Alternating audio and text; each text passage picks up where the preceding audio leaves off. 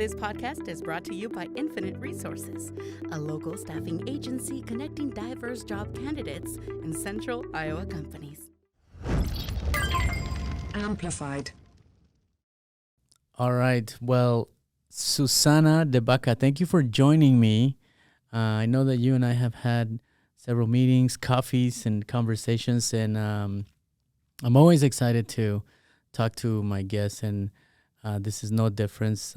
So Suzanna de Baca is the president and CEO of the Business Publication Corporation. And in this season, I've been talking to leaders and CEOs about leadership. And you're a CEO, so I thought this is a great opportunity to get on the microphone. And I know this is your first time doing a podcast. How does it feel so far? So far, so good. So let's kind of dive right into it. Let's go from the obvious, like women CEOs, women leaders. It's been a struggle. There's a lot of hurdles.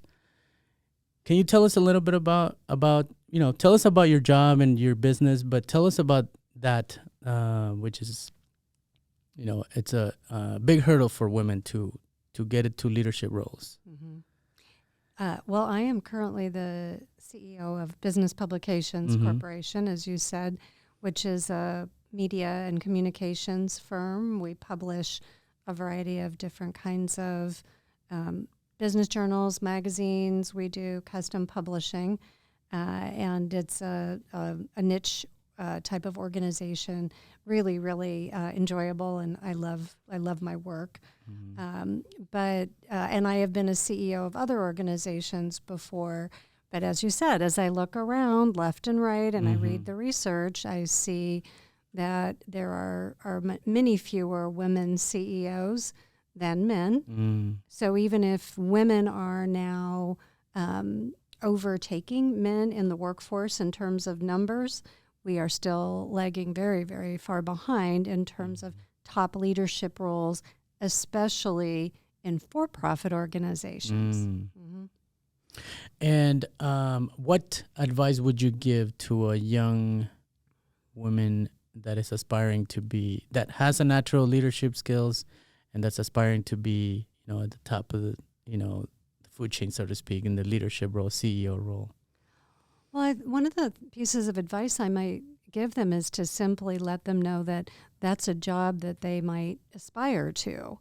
When I was growing up, I never thought about being a CEO. It literally never came into my consciousness. I grew up in a farming and academic family, and so I was used to working hard and being a leader, but I wasn't around women CEOs, and so it's a little bit, representation matters. And so to point out to women, hey, you can be the CEO is important. I never thought about becoming a CEO until a man told me I could, which is a good story. I was out of graduate school. I'd gotten my MBA, and my boss asked me, this was a summer internship actually, and he said, what do you want to do? And I said, well, someday I could see myself being the head of a marketing department. Or he was like, why would you not want to be the CEO? You've got leadership skills. But okay. So sometimes we don't even think about what's possible until someone says, hey, job opening, you can do it. I see. So even just thinking about it, think about doing it. Aspire to do it. Why not be the boss? Why not be the boss? Ask yourself that question. Okay. What other two tips would you give? Well, I think about what leadership really entails. I think there's a lot of research that shows women think that they have to have every single qualification. I mean, and you are in recruiting, so you know this. As you're hiring people, a woman won't even often apply for a job unless she's overqualified. Whereas there's evidence that says men will say, I've got 3 out of the 5 things I need. I'll throw my hand in the ring, my hat in the ring. So for women, it's also saying you don't have to have already done this job to apply for it. if you have 90% or 80% of what's needed, you can grow into the rest of it. So go for it. So that's another thing I'd say. And then the third thing I'd say is if you are interested and you know that's something that you want, find other people who are doing that, talk to them about it, and get advice and get mentorship so that you really kind of know what's involved in advancing. I like the second one that you said because, leadership is not meant for everybody. Mm-hmm. And some people, well, I thought I was ready at 24 years old. I was mad because I didn't get an assistant manager position. And then, many years went by. And then when I got my first job as a manager, 6 months in, I sat with my boss and I'm like, I don't think I'm your guy. I don't think it's for me. I mean, it was that bad. It was just such a roller coaster of emotions, and it's more internal, right? So it is good to look at the role and say, am I ready for this? Is this something that that I should take on? Mm-hmm. So what is one of the biggest mistakes you see a CEO making? Consistently, I think the biggest thing I hear when I talk to other CEOs is that they are not delegating responsibility to their direct reports, building out their team and then leading the team. I think it's very typical when you're a person who likes to have things done a certain way to do it. Mm-hmm. And if you're really going to be a successful leader, you can't do everything. You need to create other leaders. Mm-hmm. So being what I would call a transformational leader, where your job is building other leaders and then empowering them to do that, is hard. And sometimes there's not time and resources. So that's a very typical mistake I see leaders making. And that's one that I think I struggle with too, is I'm often tempted to just say, I can just do that. Yeah. Mm-hmm. And that kind of stalls growth, right? If you take on everything, it doesn't allow you to focus on other things that you can help the business with because you're not willing to pass it on to your thing. I've seen that a lot with entrepreneurs that, yes, at the beginning we have to do a lot of things because, that's how it is. Yeah, it's just you. But then that transition from doing everything to start finding the right people to do this and then to do that, and then that's a hard transition. Not a lot of people can do that. Well, with an entrepreneur especially, you're doing it very fast as you're scaling up. So yeah, what can I offload and give to somebody else and still trust that everything is going to be okay? That's hard. That's hard if it's your baby. Yeah, and if you were to do anything different up until this point of your career, what would be something that you do different? Wow, that is a really hard question. That's a hard question. Well, if I was doing it in jobs, like, is there one thing I would do differently? Is I would replace people who weren't perfect for the roles more quickly than I did. Yeah. I sometimes have had wonderful people who are on my team where I want them to succeed. And if I'd known, they're going to succeed at something else, but this may not be the right one, I would have acted on that more quickly. I think that's better for everyone. And if I could do anything differently personally, it would be worry a lot less that everything is going to work out. Yes. Because it works out one way or the other. Yes. It's a common theme that I'm getting as I talk to CEOs and leaders is act, decide, don't overanalyze, make the change of the staff that it's not going to work out. Unfortunately, it's not going to work out, so don't drag it too long.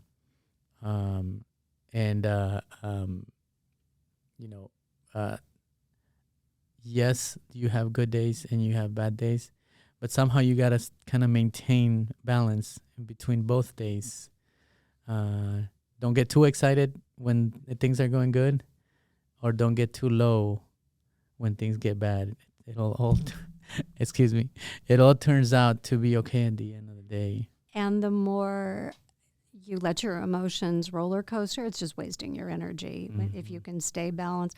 I'm a very serious meditator, and that's really the basis of meditation too, is try to maintain equilibrium. Don't let anything throw you off, get you too high or too low.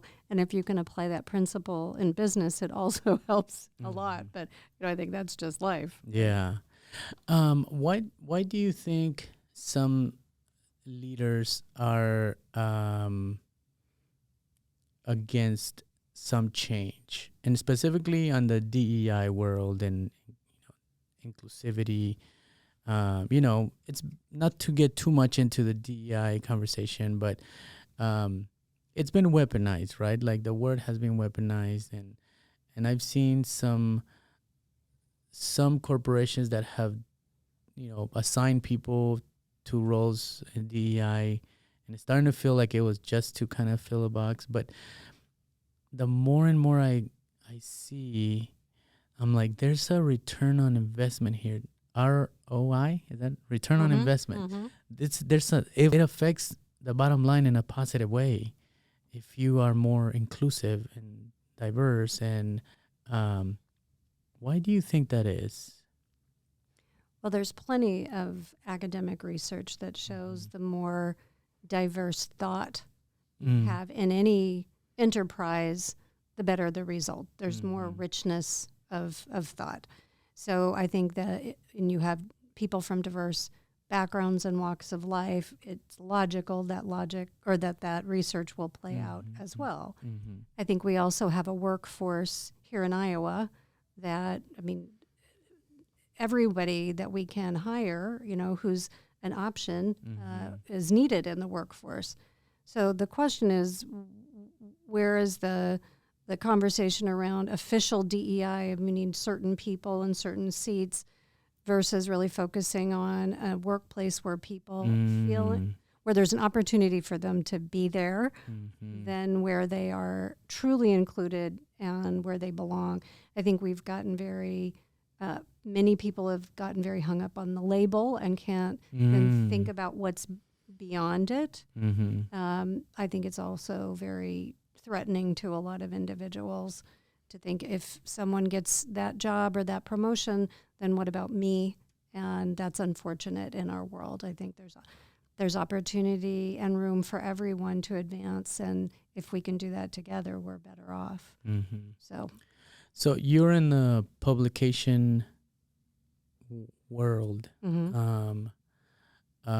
Where do you see Des Moines, for example, to keep it in the where do you see the this world kind of heading to, as far as like when you throw AI into the mix and social media and how we're consuming information?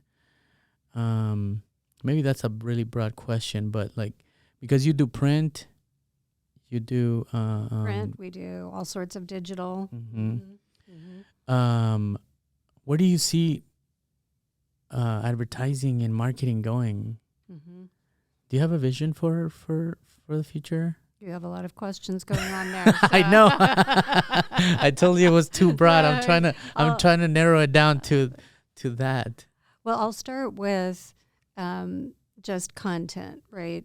And content and AI and things like that is what I see in the world and in Iowa and in Des Moines is that people need information. They want information, and they're consuming information in very, very different ways than they did 5 years ago, 10 years ago, 20 years ago. 20 years ago, everybody had a print newspaper. They were watching TV. Maybe they listened to the radio during their drive time, and we made calls on our phones, right? Now it's scrolling. People are reading much more news digitally, but they still are reading long-form stories in print. They still want to hold something in their hand from time to time. We're watching TV differently. We're consuming radio differently. So a successful media organization needs to figure out how to meet people where they are Mm. and to say, I need to be able to give you information the way you want it, where you want it, and when you want it. And sometimes it might be print, sometimes it might be digital, sometimes it might be video.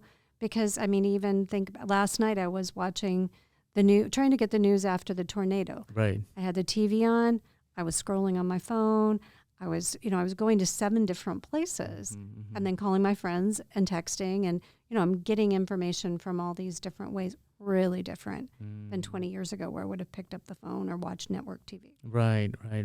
So meet them where they are. Basically be there. So when they want information, you are there giving it to them in visual, audio, small bites, headlines, or long stories, however you want it. Let's go back to the leadership talk. And what is the best advice that you've gotten? And what is the worst advice that you've gotten? Well, let's see. Some of the best advice I've gotten is to truly trust your instinct, which isn't, business school advice is, know how to read financials and understand the capital markets. But I had some people tell me early, if you have common sense and you trust your judgment, you will make good decisions and you can find out all that information. And when I trust my gut and I take action on it, I generally make the right decision. When I overthink and need more data and second guess, then either I've taken too long yes, and the world changes, or I've often made the wrong decision there. So trust yourself. Other really good advice is be yourself.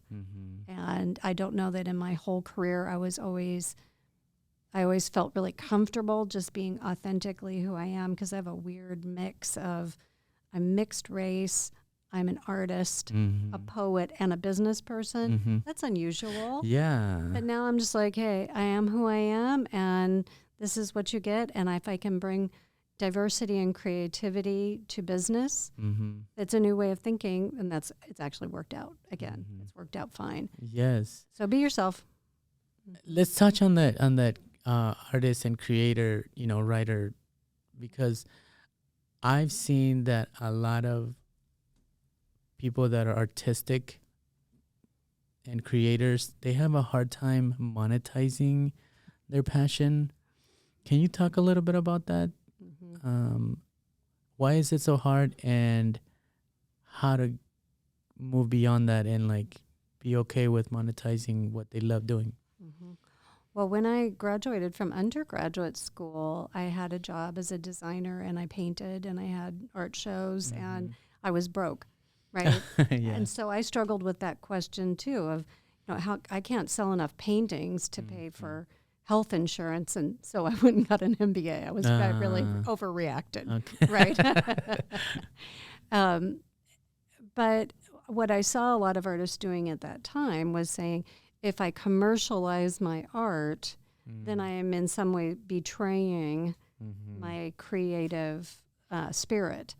So I think for folks who want to make a living doing something creative, first of all, you just have to accept and be okay with the fact that it's fine to make a living from your art, but that you will have to be a business person. Yeah. If you're going to do that, because generally it doesn't just fly off the shelf and people hand you money. You generally have to market, build an audience. You need to have some sort of a plan to promote yourself and your work. That's not comfortable for everybody, and it isn't the same skill that you need to actually create. So if somebody wants to do that, they don't feel comfortable, hire somebody else, or know, that this is maybe has a different place in your life. Yeah, it's I've seen that, and it's on the other side too. Business people don't know how to create, so and it's rare to find people that can kind of find that perfect place where both complement each other. We have a son. He's 13 and he paints to sell paintings. I mean, he loves to paint, but when he wants to buy something, he's like, "Oh, I need more canvases so I can sell some paintings," because he wants to buy a game or something, But he's okay with both. He's okay creating, and he's brave enough to put it out there to sell it, to buy things, So it's interesting to see somebody when they're super talented and endless potential, but I feel like they feel like they're gonna almost bastardize their work, right, or like dirty it, and I understand that position, but it's okay to monetize your passion, I think it's for each person to decide, right? Mm-hmm. I think it's fine to monetize your passion because I think it's a good thing to be able to be self-sufficient. Mm-hmm. And if that's what you want to do, then find a way, to find your audience, Mm-hmm. to find your market, and to find a win-win for yourself. Do you think Des Moines has an environment for creative people to kind of monetize their and make a living, or are we a little behind the curve as far as Des Moines community and for creators, I guess? Is there a market here for? I think it's a whole new world. Mm-hmm. I think it's a whole new world, and we don't have to be limited to Des Moines. I see. Just because we're here, right? So I think that the art scene and the creative scene in Des Moines is better than it's ever been. I think there's a lot of creative individuals. We've got galleries. We've got Mainframe. We've got, I think, a really vibrant music and theater scene. But if you have a creative product, so I write poetry, but everything can be online now if you want. So I have a site, and people are reading it nationally from other places. Yeah. Right. So I am here. There are other galleries here. I know some of the leading, I won't name drop here, but they're selling paintings from Iowa artists in, worldwide, or they're representing artists from other places through their Des Moines locations. So we can be global to the extent that we want to be global. Right. So expand your don't be limited. Right. Mm-hmm. Yeah, because I do know of a couple of like YouTubers that live here, and they YouTube full time. They're making money and monetize their content just by doing YouTube. They live in Des Moines, so I guess maybe that's my problem, that I've been thinking about it more of like, is Des Moines creating the right soil for creators? But maybe it doesn't have to be just Des Moines. It comes back to the work I'm doing right now in my job. Is we have our company is hyper local. So we have decided that our audience is Central Iowa or Iowa, and we've found very specific needs, and we market here. But another company may say, we are here and our audience is somewhere else. Right. It just depends on your product and your desire, whatever your niche is. I have a couple more questions. Is there like a horror story that you have, as far as like you saw a leader do something that, or a success story that you say, oh, I saw this person and they did this? Oh, I have so many horror stories. Was one. We would need another podcast, right? Well, I've been in the workplace a long time, and I've been a woman in the workplace, and so I have seen it all. I have seen and experienced sexual harassment, and I have seen illegal behavior in the workplace, and I've seen people who just had terrible behavior, right? I've also worked for incredible leaders. My dad had a saying that everybody has a purpose in life, even if it's just to be a bad example. Yeah. Yes. What not to do. Right. So I've tried to take some of those bad examples and say, okay, do the opposite. But then I've also had some wonderful bosses where I've tried to emulate or, take those experiences. So I won't dwell on the bad ones. I see. But everyone has them, I think. Yeah. And you get to make up your mind.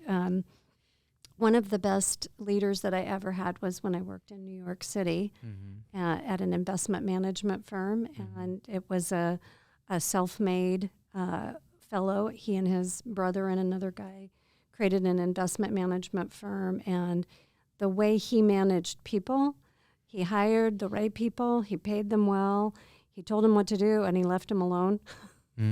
Very, very empowering and inspirational. And I've always tried to emulate his leadership. I don't know that I've always been successful, but to have someone hire you and say, I believe in you, I've hired you for a reason, here's your mission, let me know if you need help, I've got your back. It just, that was a wonderful kind of person to follow.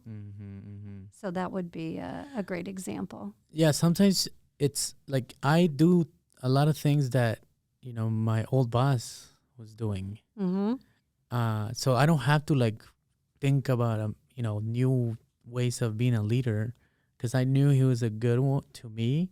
So I'm just going to copy some of that, right? And also, I'm not going to do what this also bad boss that I used to have. So we don't have to think it too much either. A lot of learning is, ultimately we're all apprentices, right? We're watching other people and learning on the job.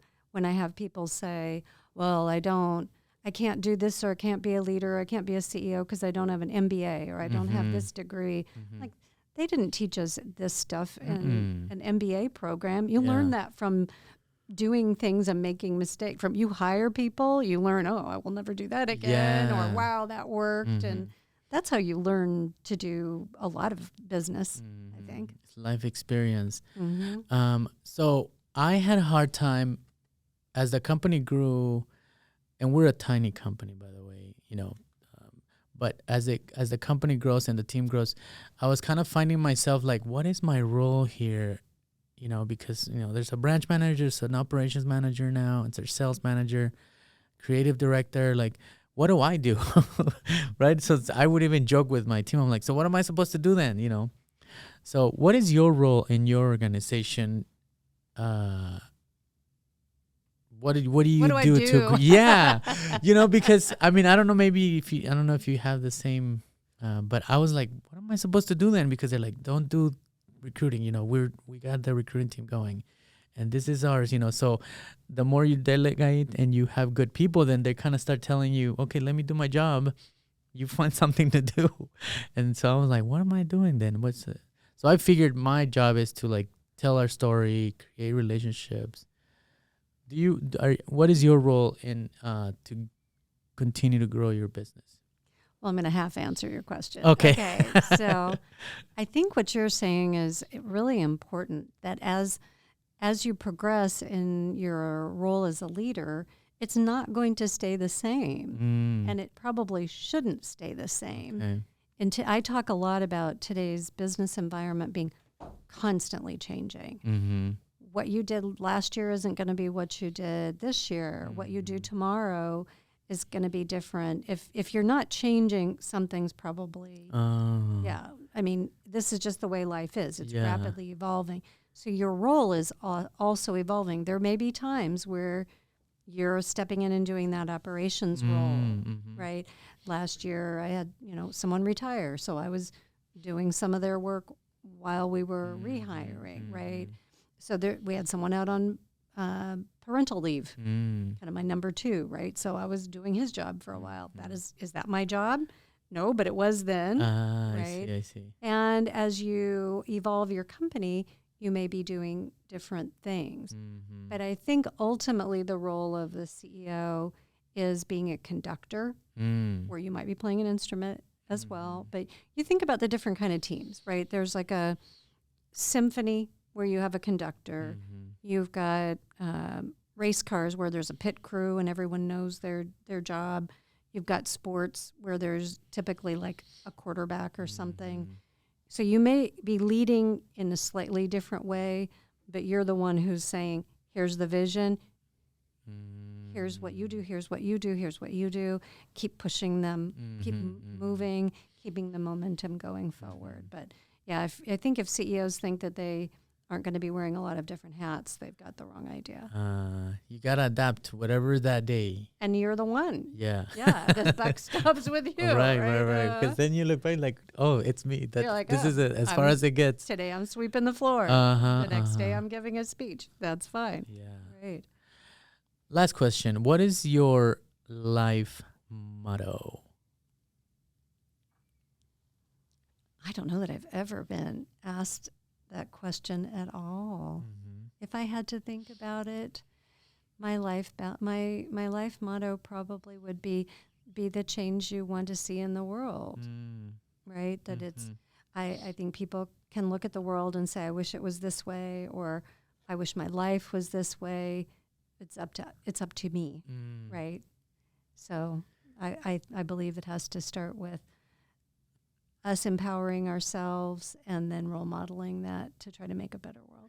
It's amazing how, if you think about like, where do sayings come from, right? How old are they? Because they're so true. Like there's some sayings that they couldn't be more true. And what you're saying is totally true because instead of you wanting for things to change, how about change yourself? You change yourself first and then see how the world changes around you. So thank you very much, Suzanna, for making time for me. I really appreciate it. I'm very persistent with what I do. I admire that. So I'm very grateful that you made time, and hopefully it's not the last time that we chat. I'm sure we'll be seeing you around. Yeah, because now I want to know your answers to all of these questions. I know, right? Too. Exactly. Yes. Well, thank you very much. And is there how can people connect with you as far as, to collaborate, to work with you? I know you have DSM magazine, you have Iowa magazine, the business record. Yes, people can find me by going to bpcdm.com, and that's our website, and you can find my information on there, or really through any of our products. And happy to talk to anybody at any time, and hope that they'll send us their stories too. Awesome.